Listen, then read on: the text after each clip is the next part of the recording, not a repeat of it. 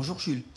Bonjour. Emmanuel Baranguet pour l'AFP. Selon une étude menée pour la FIFA par toute une équipe médicale, etc., tu es le joueur qui a le plus joué en 2024, 70 matchs.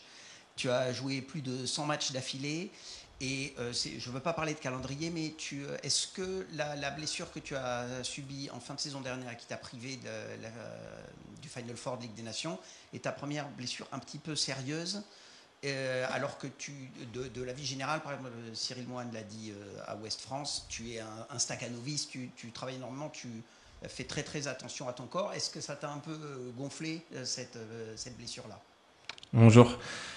Oui, c'est vrai que c'était frustrant. Ça arrive au moment décisif, au moment le plus important de la saison, quand on jouait une demi-finale de Ligue des Champions et on était dans la dernière ligne droite de la saison avec aussi le Final Four. Donc bien évidemment, ça m'a frustré. Surtout après, ça arrive juste après un haut, comme j'ai pu connaître après la victoire contre Madrid en Coupe du Roi. Donc c'est aussi, c'est aussi la limite de jouer autant.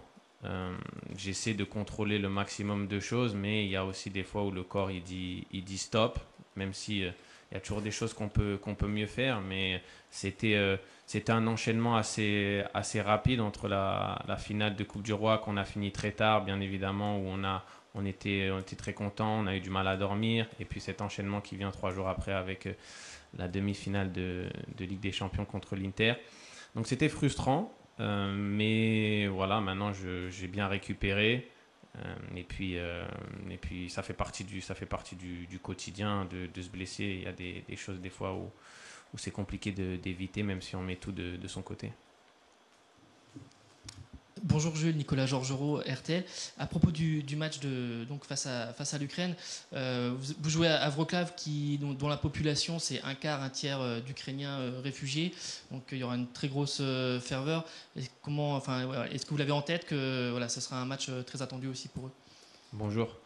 Oui, bien sûr, on l'a en tête. On sait qu'il y aura une grosse présence ukrainienne en Pologne et qu'ils joueront bien évidemment pas à domicile, mais ils auront sûrement il y aura sûrement plus de ferveur de leur côté.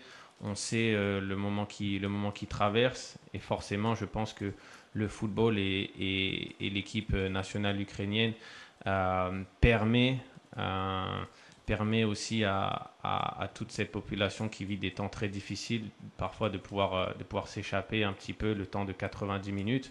Donc on sait bien évidemment déjà la qualité de cette équipe, poussée aussi par cette ferveur. Bonjour Jules, Arthur Perrault, RMC. Bonjour. Tu évolues dans un club où il y a Lamine Yamal, tu évolues dans une sélection où il y a Ousmane Dembélé. Tu es peut-être celui dont le cœur balance le plus à l'approche du 22 septembre et de la cérémonie du Ballon d'Or. Ou est-ce que dans ta tête c'est très très clair aujourd'hui? J'ai déjà répondu à cette question, donc je vais le refaire. Je pense que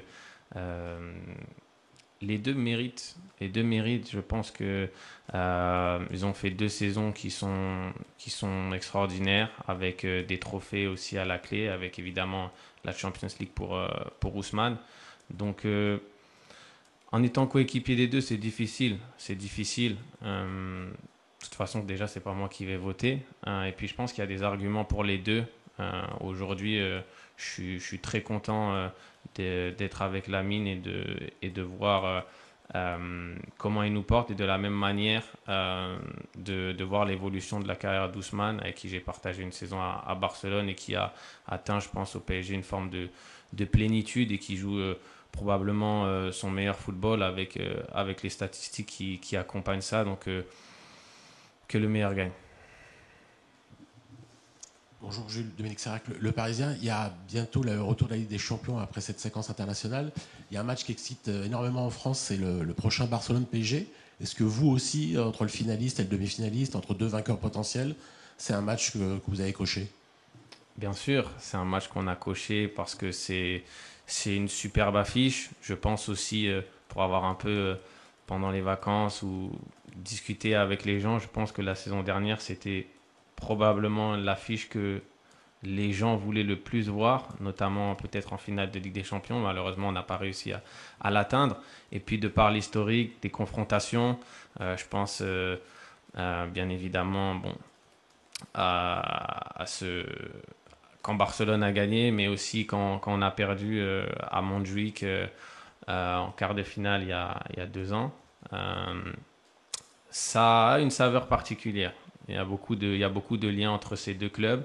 Donc évidemment, et puis aussi juste de par la qualité de l'équipe du PSG, on a toujours envie de se mesurer au meilleur. Donc c'est forcément un match qu'on attend avec impatience. Bonjour Jules, Loïc Tanzi pour l'équipe. Bonjour. On commence à avoir un peu de recul maintenant sur Kylian Mbappé, capitaine en équipe de France. Est-ce que tu peux nous expliquer comment ça s'est déroulé depuis 2 ans? Est-ce qu'il a fait évoluer son capitanat? Comment tout simplement il a évolué en tant que capitaine, s'il vous plaît? C'est une question difficile. J'ai toujours trouvé que c'était quelque chose qu'il faisait avec assez naturellement. Je pense que c'est un capitaine qui est très présent pour ses coéquipiers, qui est très ouvert à la discussion et qui partage les responsabilités. C'est quelqu'un qui, de par le joueur qu'il est, forcément inspire inspire le respect. Il y a le respect et la reconnaissance de ses coéquipiers. Donc c'est assez naturel, je trouve, pour lui. Jules, bonjour. Henri Ignacia, Canal+. Dans 2 mois et demi, vous serez fixé si vous êtes ou pas à la Coupe du Monde. Le côté concentré, peu de matchs, est-ce que c'est un avantage, un inconvénient? Et quand on entend le coach dire qu'on se voit déjà là-bas, est-ce que vous considérez que vous êtes qualifié? Bien évidemment que non. On n'est pas qualifié, loin de là. Que l'on soit les favoris dans cette groupe de par ce qu'on a pu accomplir et de par la qualité de l'effectif qu'on a, c'est une chose. Après, il faudra le démontrer sur le terrain.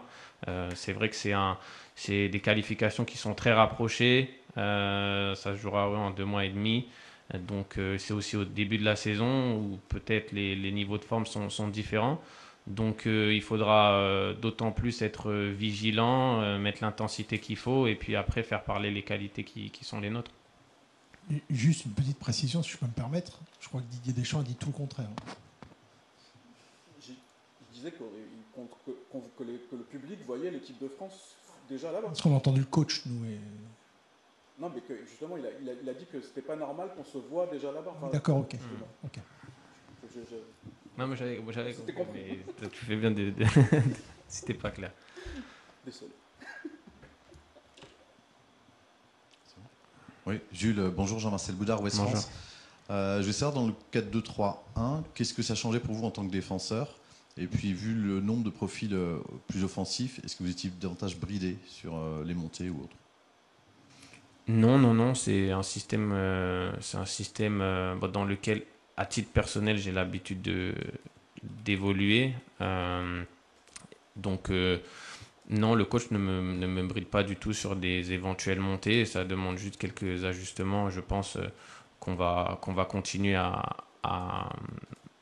trouver et à s'améliorer au fur et à mesure qu'on évolue dans ce système. Mais c'est un système que j'aime bien, un système qui a, je pense, qui apporte de la stabilité avec 2 joueurs devant la défense, mais qui aussi permet de pouvoir jouer entre les lignes avec un 10 et d'avoir une menace offensive importante.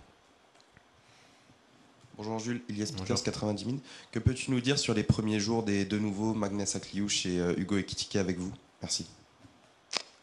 Ils sont déjà bien intégrés. Je trouve que pour le peu qu'on ait fait, déjà, je les ai trouvés à l'aise à l'entraînement.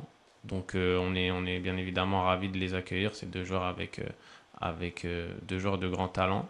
Donc c'est toujours un plaisir aussi de pouvoir accueillir des nouvelles têtes. Rebonjour Jules. J'aimerais revenir sur la toute première question de mon confrère de l'AFP. Tu es celui qui a donc le plus joué la saison dernière. On le voit, un calendrier infernal qui s'annonce de nouveau cette saison. Des joueurs qui craquent déjà physiquement. Il y a déjà pas mal de blessés. Preuve en est Ousmane. Est-ce que tu ne penses pas qu'à un moment il va y avoir un point de rupture? Lucas Hernandez l'a dit aussi à nos confrères de Canal+. Est-ce que tu ne penses pas qu'il va y avoir un ras-le-bol à un moment, toi qui as souvent été l'un de ceux à se positionner le plus sur ce sujet-là? Merci. Si, bien sûr. Je pense que je l'ai déjà dit plein de fois. Je pense qu'il y a des choses à améliorer, des, des opinions à considérer, notamment celles des joueurs, mais pas non plus que celles des joueurs. Je pense aussi aux coachs qui en ont déjà parlé. Et puis aussi, il faut rappeler des gens qui sont concernés aussi par toutes ces choses-là, mais qui sont peut-être un peu moins visibles. Je pense notamment au staff technique qui ont aussi des familles. Je pense aussi aux gens, tous les gens qui travaillent autour du football et qui aussi sont parfois victimes un peu de cette cadence démesurée. Donc c'est tout un écosystème, pas seulement les joueurs, et je pense aussi que le fait d'avoir énormément de matchs, des fois le foot, ou même dans la vie de manière générale, quand on abuse de certaines choses, quand on en voit trop, on n'y donne plus la même importance, et donc du coup on se retrouve peut-être des fois avec un moindre intérêt pour certains matchs, parce que surconsommation. Donc c'est toutes ces choses je pense qu'il faut mettre en perspective et qu'il faudrait changer. Oui, Jules, si vous aviez du pouvoir dans le football, à part le calendrier, vous changeriez quoi, vous, pour que ce jeu reste attirant, attractif? C'est une bonne question, ça. C'est une question qui mérite réflexion. Là, comme ça, on prenait un peu de cours. Mais au-delà des calendriers, je sais pas. Il y a le champ des possibilités, et ça pourrait être certaines règles. Honnêtement, je sais pas. Je sais que là, par exemple, on a en Liga, je sais pas si c'est effectif dans tous les championnats, mais on commence à réellement compter le nombre de secondes que le gardien maintient le ballon dans ses mains, parce que c'est vrai que je pense qu'il y avait des abus sur ce côté. La règle, au final, n'était pas forcément respectée. Donc je pense qu'il y a c'est quelque chose qui mérite réflexion, mais déjà, je pense que le calendrier, le fait d'avoir un peu moins de matchs, je pense aussi à cette formule de Ligue des Champions qui, bien évidemment, rajoute des matchs, mais d'un autre côté, je pense aussi a été une réussite en termes de spectacle. Même, je pense que les gens aussi sont contents de voir des confrontations qui avant n'étaient pas possibles ou qui étaient moins fréquentes. Donc, il y a plein de choses. Ça mérite réflexion. Bonjour Jules. Vous avez parlé de plénitude, notamment pour Ousmane Dembélé pour sa saison. Est-ce que vous n'êtes pas aussi dans la plénitude de votre carrière si on met de côté la blessure et on prend une vision un peu plus large sur la saison dernière et sur votre début de saison? Il n'y a plus de débat aujourd'hui. Vous jouez quasiment tout le temps au poste de latéral droit, notamment en sélection. Vous êtes posé, vous êtes l'un des meilleurs latérales droits du monde. Est-ce que vous êtes dans la plénitude de votre carrière? Tout d'abord, merci pour les compliments. Oui, je me sens très bien. Je pense que à bientôt 27 ans, j'entre dans sûrement mes meilleures années. J'ai été très, très content de ce qu'on a réalisé en club la saison dernière et d'y avoir grandement contribué, d'être un cadre de cette équipe et aussi d'avoir ma place en sélection. Donc c'est un travail constant. Je sais que il n'y a pas de place pour le relâchement parce que le football, ça va très vite. Il y a de la concurrence, que ce soit en club ou que ce soit en sélection. Donc, j'ai toujours très faim. Il y a encore plein de choses que je souhaite réaliser dans le football, plein de titres que je souhaite gagner. Donc, j'aborde cette nouvelle saison avec la même envie de gagner, de performer et de m'améliorer. Bonjour Jules, je rebondis un peu sur la question de mon confrère à l'instant. Est-ce que c'est un petit regret justement de ta part de ne pas avoir été cité dans les 30 du Ballon d'Or? Merci. C'est quelque chose qui est bien évidemment toujours gratifiant. J'aurais apprécié y être. Je pense que j'aurais pu y être vu la saison que j'ai fait. Maintenant, je n'y ai pas été, je n'y suis pas. Donc ça reste une source de motivation de se dire que il faudra que je fasse encore mieux la saison prochaine pour espérer y être. Rebonjour. Tu en as parlé toi-même au début, à la première question. Est-ce que tu te repasses de temps en temps le but de la finale de la Copa del Rey? Est-ce que tu te le regardes sur ton téléphone pour un petit boost? Est-ce que c'est un petit bonbon pour les fois où peut-être tu as moins le moral? Non, non, non, honnêtement, je suis quelqu'un qui vit dans le présent et j'essaie de...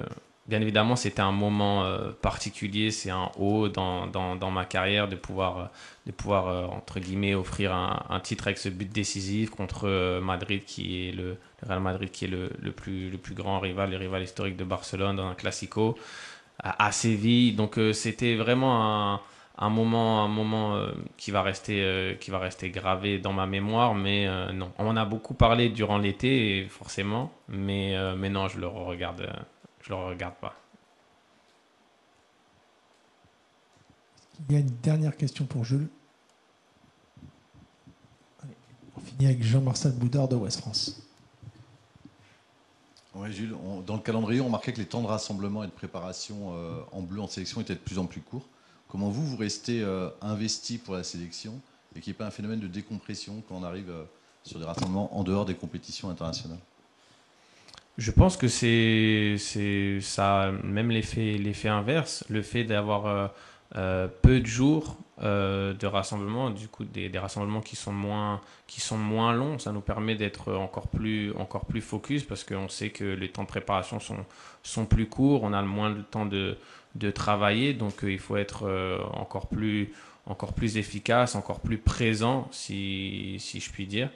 Donc je pense que c'est déjà une bonne chose quand on joue plus 3 matchs et qu'on en joue que 2. Merci Jules. Merci et à donc vous. on se retrouve demain pour ceux qui font le voyage à Wrocław. Bonne fin de journée.